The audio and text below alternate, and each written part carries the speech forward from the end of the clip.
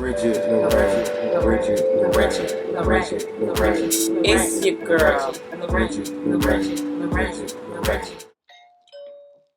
Finally, the Bridgett LaRé Show is at my creative, humble abode. Welcome in. This is the Bridgett LaRé Show, where we showcase, highlight, and celebrate the unique gifts and talents that makes us all treasures in this world. Like my girl, Miss Danielle Montreese. Hey, Bridgett LaRé. What's up, girl? Your house just- is we're in Danielle's house, y'all. Your house is beautiful. It's like Slash studio.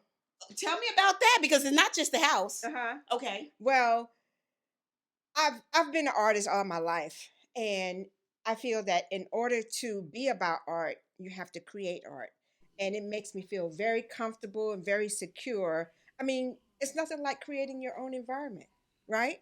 You know what? You created this environment. I'm looking around. It's like, guys, we're gonna take a tour because we have to. Like, literally, she got a music corner, a studio, art studio, music studio. Girl, a gym upstairs. What is your gift? Well, ultimately, I think I have two gifts. Okay. My first gift is the art of knowing how to please and take care of someone. Okay. And my second gift is all creative, having to do with painting, photography, and I'm not a musician, but I love music. So I would say taking care of people and the art of creativity. This one I did when I was 7 years old. My mom saved it for me and she gave it to me when I grew up. I also collect art, and this piece I bought in Cuba from an artist.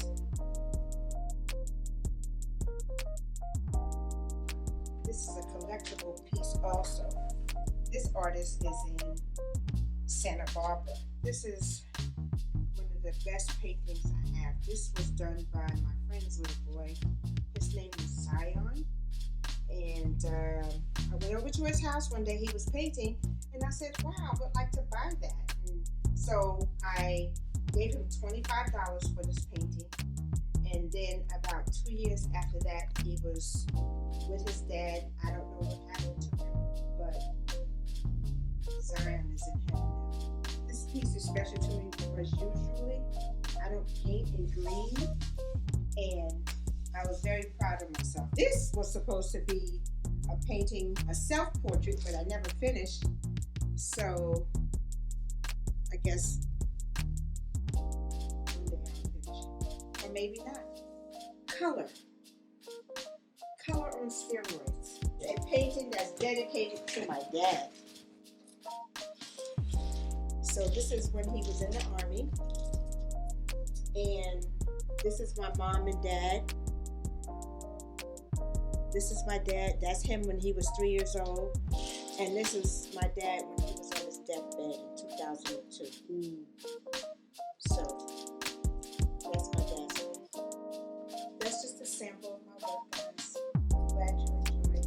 Welcome to my studio. Like, this woman, like, literally, I see how she takes care of people. If you meet her, like, you're gonna love her just from this interview right here. You're gonna love her. Everybody that knows you loves you. They become your best friends, and you're like everybody's sister. Oh, you're just saying that because you're my friend, Bridgett. I'm not your friend. I'm your sister. Oh, okay. Yeah. See, I told you. I'm telling you. I'll tell a short story Okay. about, well, ever since I was little, I always knew that I wanted to be a nurse.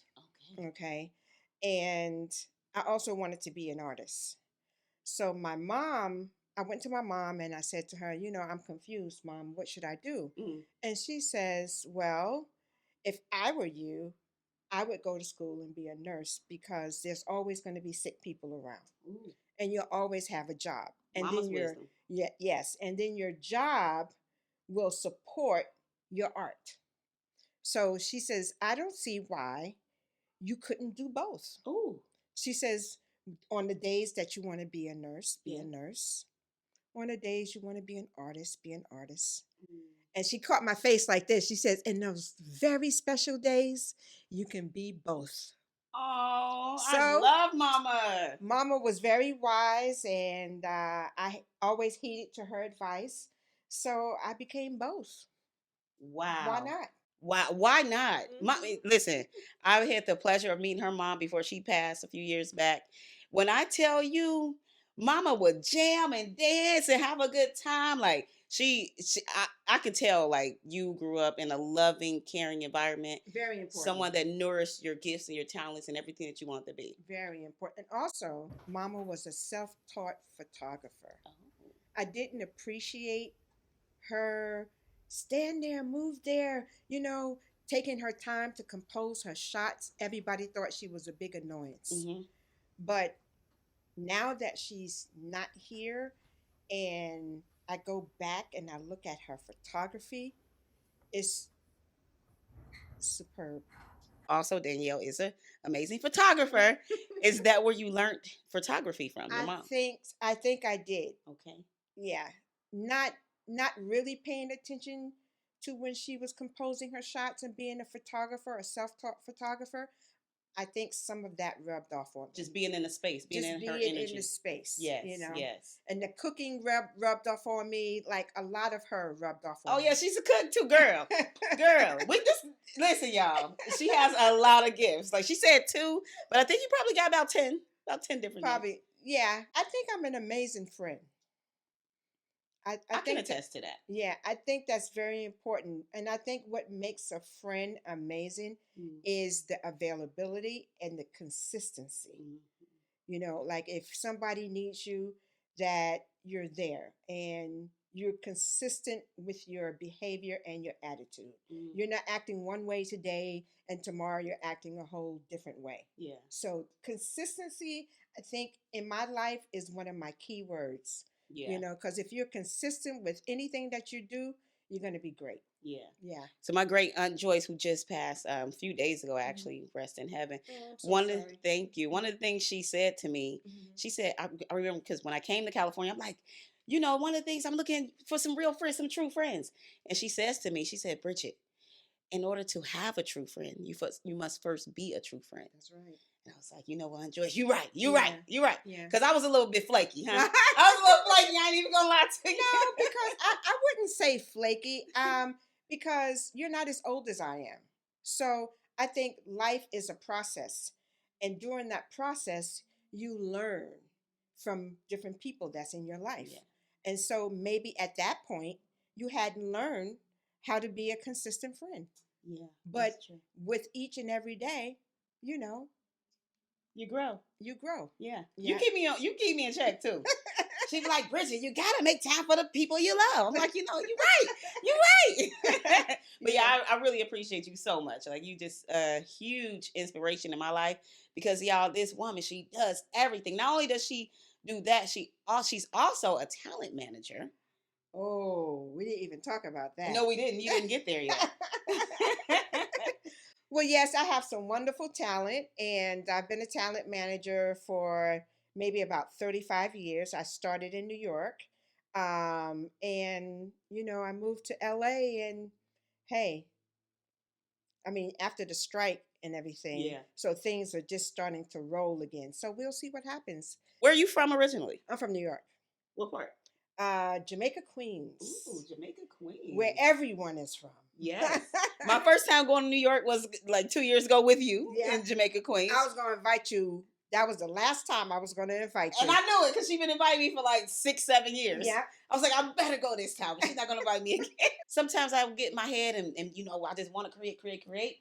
But then I look at you and I'm like, you do your creating and everything else. Like you still make time for people.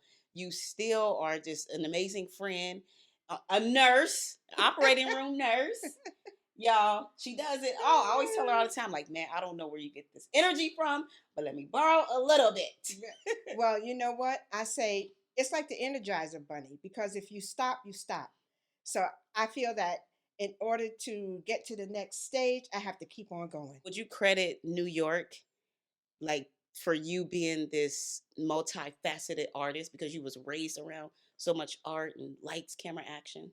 I would say it's probably 50% of who I am. No, let's back that up. 40% of who I am. 40% of my parents, and 100% God. Amen. You know. Amen to that. Yeah. So we want to give y'all a little tour real quick.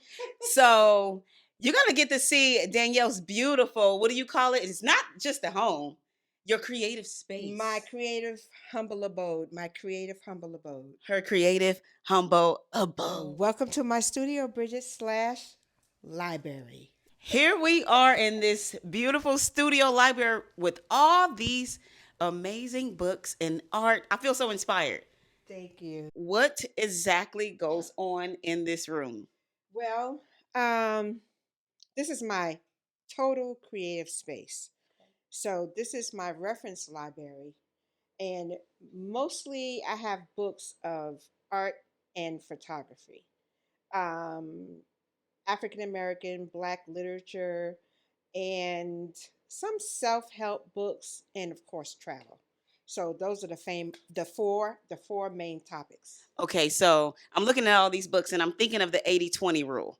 You know, we only have read, like, we've read only 20% of all the books that we had. Right. 80%, they just there for show. You Okay. just bought them. How Right. much percentage of these books have you I read? would say I've read 50% from cover to cover.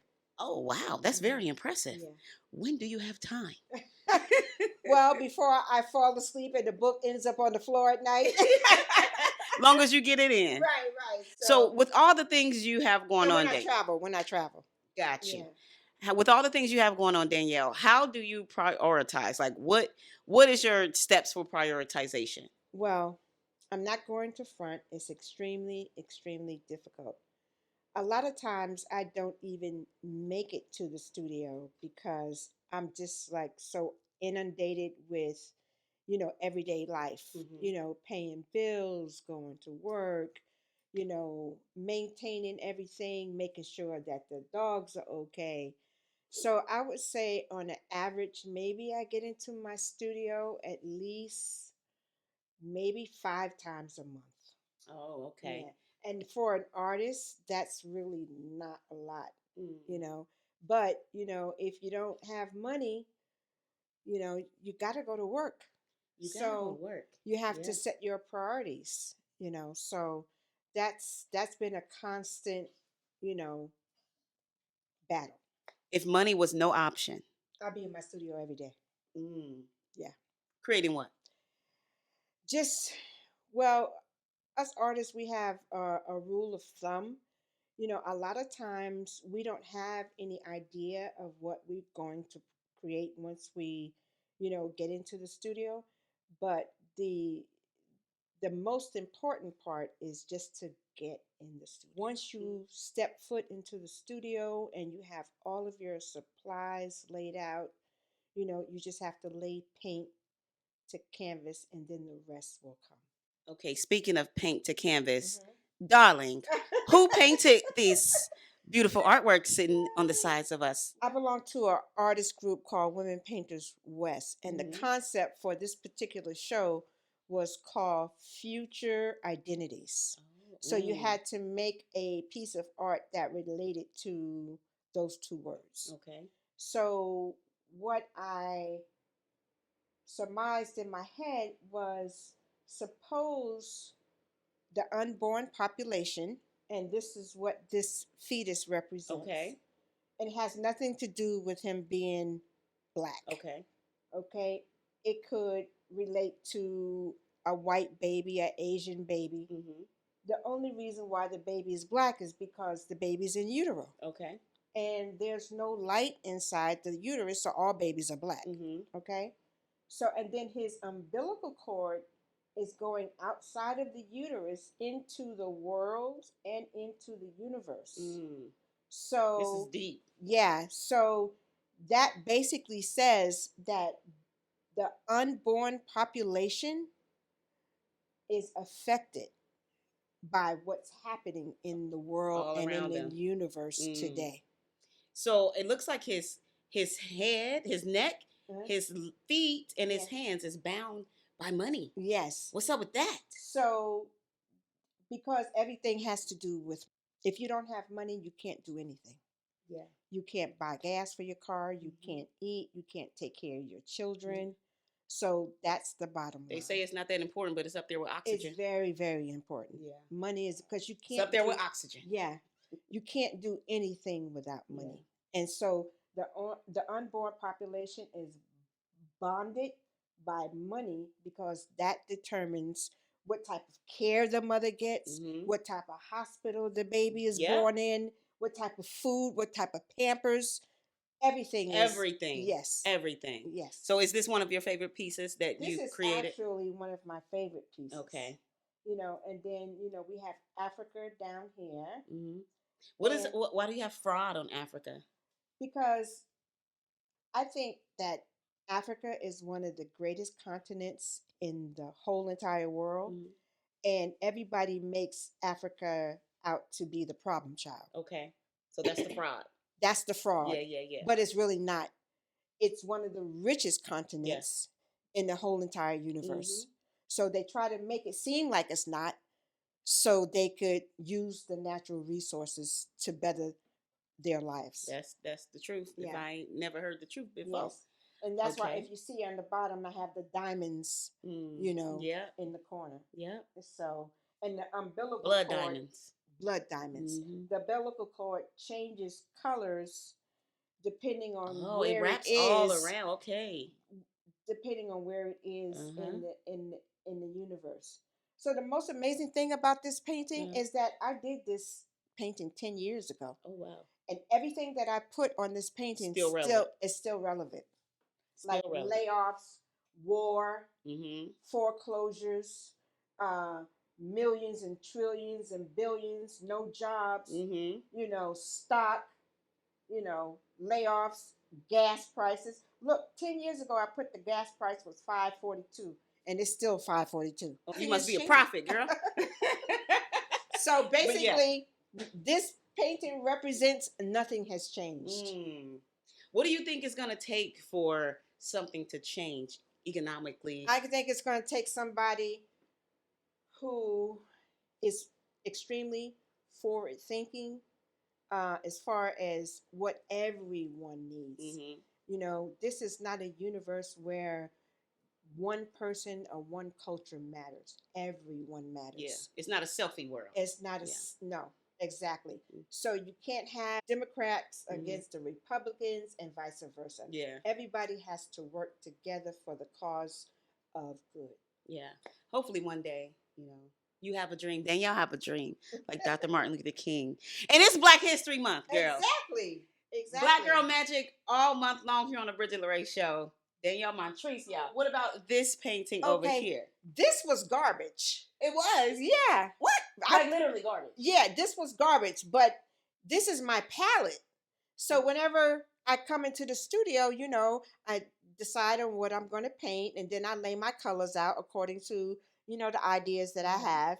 And then over a period of time, then you lay paint on top of paint, and then colors next to colors, and this is what you get. Okay. And so I start to throw it away, and I was like, no. Wow. This is a piece of art. I love that. So actually, this was my palette. Wow. Yeah. Okay, so what do you have to say for an artist or a creative of any sort that may have some stuff sitting around, maybe they have some unfinished writings that they've been putting together, books or something like that.